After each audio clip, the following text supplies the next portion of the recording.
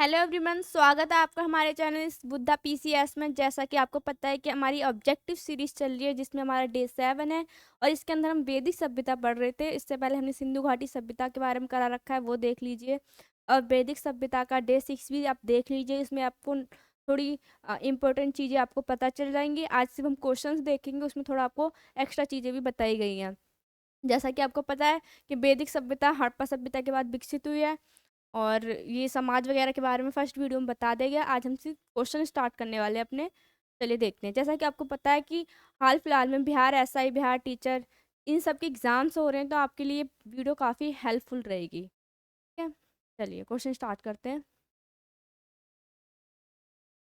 देखिए, question number 14 इसलिए लिखा है क्योंकि इससे पहले जो क्वेश्चन कराए गए वो क्वेश्चन नंबर 13 है, ताकि आप लोग को दिक्कत ना हो आगे पीछे करने में कि वहां से फर्स्ट है यहाँ से सेकंड है, इसलिए। ठीक है, क्वेश्चन नंबर 14। ऋग्वेद।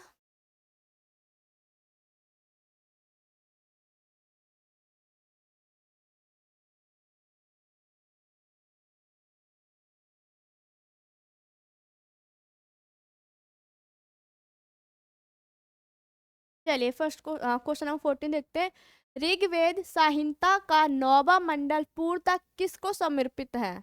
तो 9वां मंडल बताना है ऋग्वेद का किसको समर्पित है। इंद्र और उनका हाथी, उर्वशी एवं स्वर, पौधों और जड़ी बूटियों से संबंधित देवतागण, सोम और पेय पर नामकृत देवता। तो किसके लिए समर्पित है? सोम और इस पेय पर नामकृत देवता के लिए समर्पित है। आंसर हमारा डी सही होगा। Question number 15। यज्ञ से संबंधी विधि विधानों का पता चलता है। यज्ञ से संबंधी विधि विधानों का पता किससे चलता है, हमें ये बताना है। देखो, ऋग्वेद, सामवेद, ब्राह्मण ग्रंथ से या यजुर्वेद से। तो देखो, या यहाँ से आप याद रख सकते हैं, यजुर्वेद से हमें यज्ञ के नियम विधि कानून का पता चलता है, बलिदान का पता चलता है।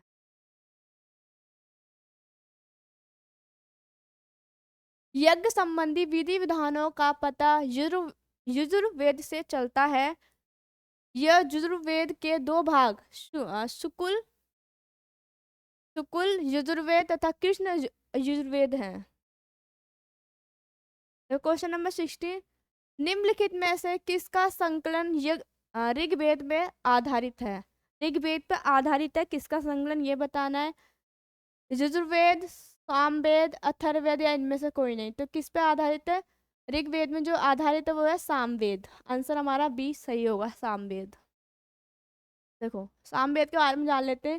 सामवेद में कुल 1875 ऋचाएं हैं। याद रखेंगे, सामवेद में कितनी ऋचाएं हैं? 1875, जिनमें से समानता मत के अनुसार 75, जबकि कुछ विद्वानों के अनुसार 99 को छोड़कर शेष सभी ऋग्वेद में उपलब्ध हैं। सामवेद का संकलन ऋग्वेद पे आधारित है। याद रखेंगे, सामवेद का संकलन ऋग्वेद पे आधारित है। ऋचाएं की बात करें 1875 में, ये कुछ मत हैं तो उसके अकॉर्डिंग 75 और 99 को छोड़ के ऋग्वेद में ही मिलती हैं। Question number 17। भारत के किस स्थल की खुदाई से लोहा धातु के प्रचलन के प्राचीनतम प्रमाण मिलते हैं? तक्षशिला, अतरंजी खेड़ा, कौशाम्बी या हस्तिनापुर। खुदाई के साक्ष्य में मिलते हैं लोहे के धातु के। तो कहाँ से? तो आंसर है हमारा अतरंजी खेड़ा।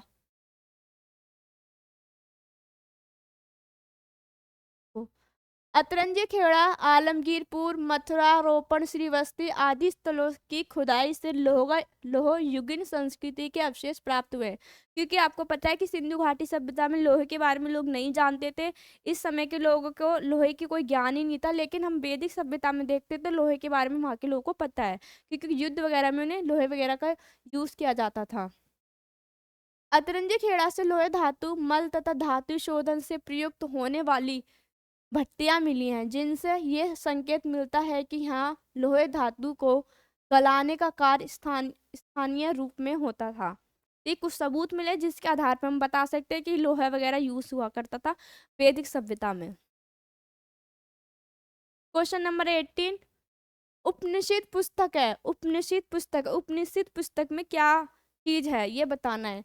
तो धर्म पर आधारित है, योग पे आधारित है, विधि पर आधारित है, दर्शन पर आधारित है। तो उपनिषद दर्शन पे आधारित है। उपनिषद की बात करें तो उपनिषद है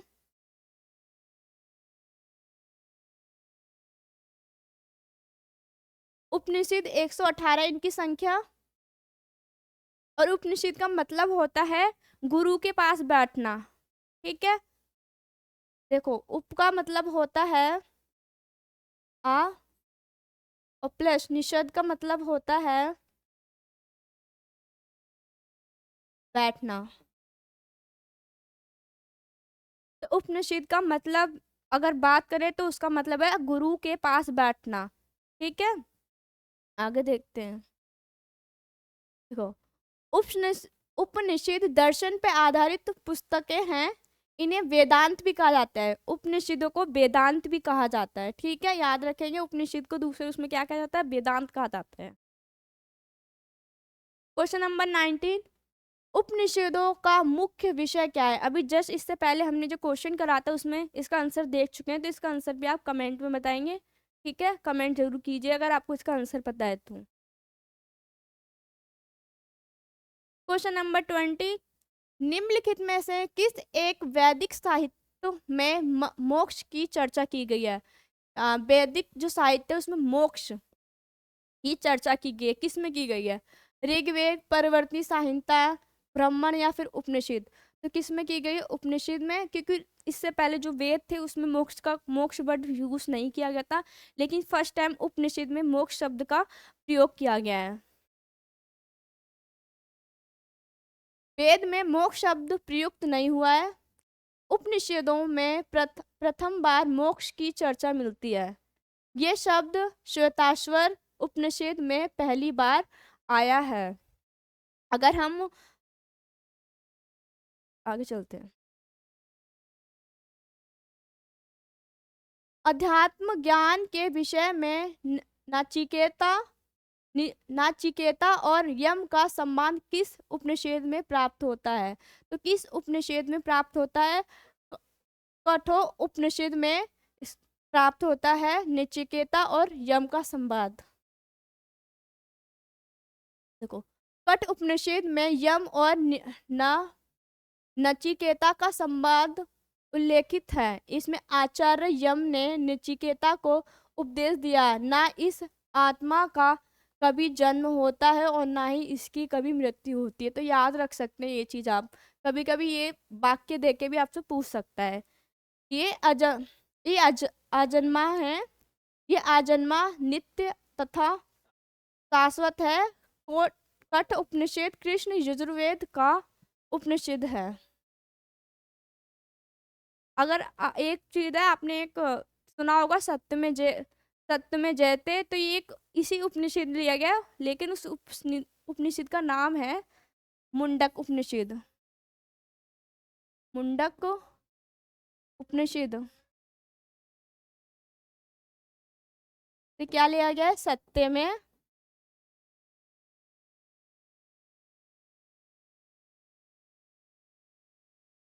इसका पहले शो भी आता था, आपने देखा होगा, आमिर खान का, है ना।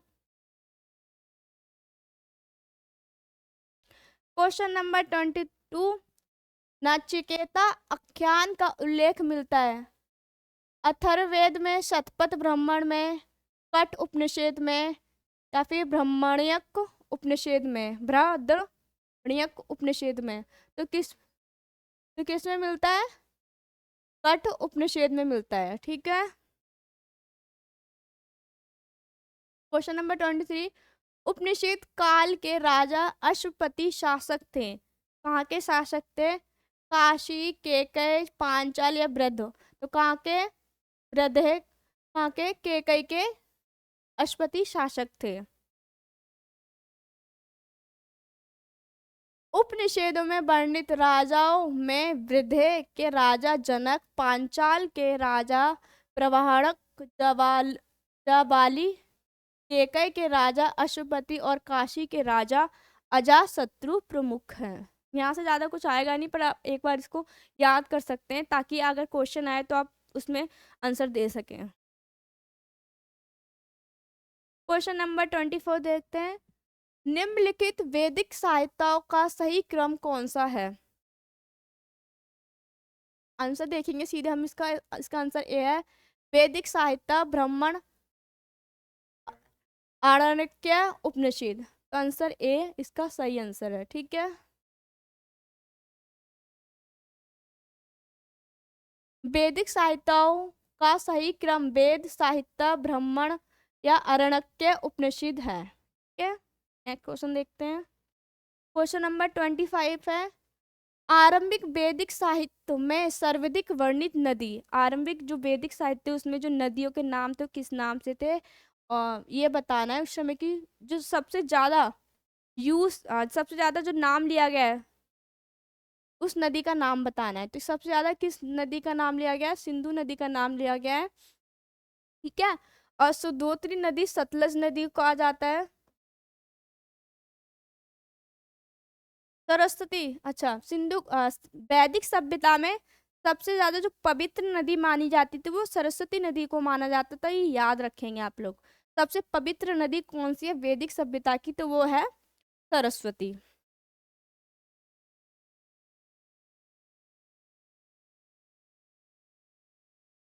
क्या है?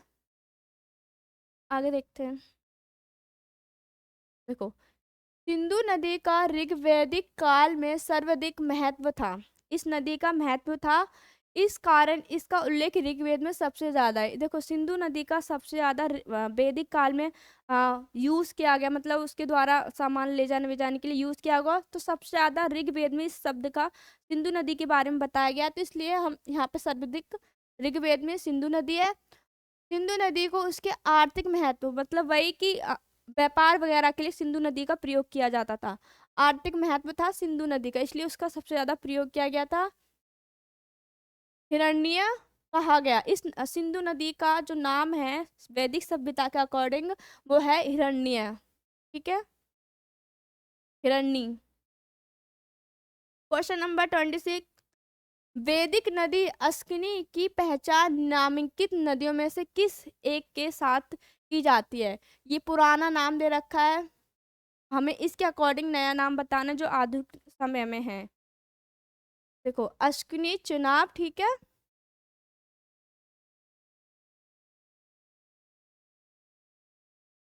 अश्विनी चुनाव को बोला जाता था। व्यास का पूरा नाम, पुराना नाम है विपाशा, याद रखेंगे बीबी से, ठीक है। राबी का है परुषणी।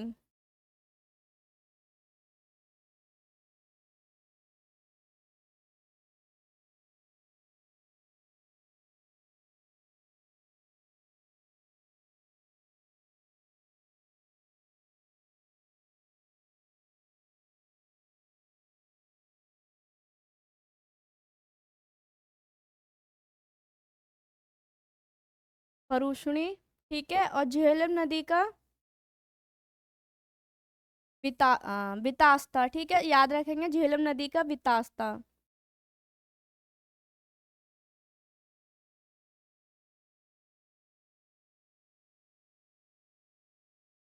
वितास्ता। चुनाव का है आपको अस्कनी, ठीक है। ये वैदिक सभ्यता में इन नदियों के नाम यूज किए जाते हैं, आधुनिक समय पे इनके नाम ये हैं, ठीक है। देखो, वैदिक नदी अस्कनी की पहचान चेनाब नदी से की गई है। क्वेश्चन नंबर 27, ऋग्वेद में ऋग्वेद में निम्नलिखित तो किन नदियों का उल्लेख अफगानिस्तान के साथ आर्यों के संबंध का सूचक है? तो अफगानिस्तान और नदियों का बारे में बताना है। तो अस्कनी, कुम्हाकुर्म, परुष्णी, विपाशा या सुद्धोत्री। तो क्या है इसका आंसर? सी है कुम्हाकुरुम, कुभा और क्रुम।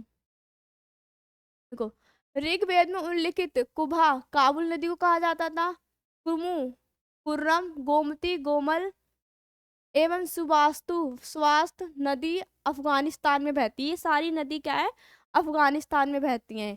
इन नदियों के उल्लेख से स्पष्ट होता है कि आर्यों का अफगानिस्तान के साथ संबंध था।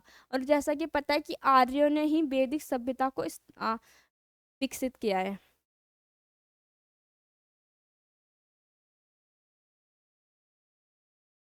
देखो क्वेश्चन नंबर 28, वैदिक नदी कुबा का स्थान कहाँ निर्धारित होना चाहिए? तो अभी इसका आंसर देखा था, क्या देखो, अफगानिस्तान, चीनी तुर्किस्तान में, कश्मीर या फिर पंजाब में। तो इसका आंसर क्या होगा? अफगानिस्तान में, कुबा। क्वेश्चन नंबर 29, सूची 1 को सूची 2 से मिलाना मतलब मैचिंग करनी है। कौन सा सही है? पुराना नाम नया नाम बताना है। ये वैदिक नाम है नदी का, ये आधुनिक नाम है। देखो, कुबा क्या आधुनिक नाम क्या है? काबुल, ठीक है। परुशनी का आधुनिक नाम क्या है? राबी। सदा नीरा का गंडक और सदुद्री, इसका है सतलज। देखो आप साथ साथ से इसका याद रख सकते हैं, सतलज और कुबा और काबुल सेम ही लग रहे हैं दोनों, इससे याद कर सकते हैं, ठीक है। कुछ ये हिंट होते हैं जिससे जल्दी चीजें याद होती है, तो आप कुछ हिंट निकालो जिससे आपको चीजें जल्दी याद हो जाए।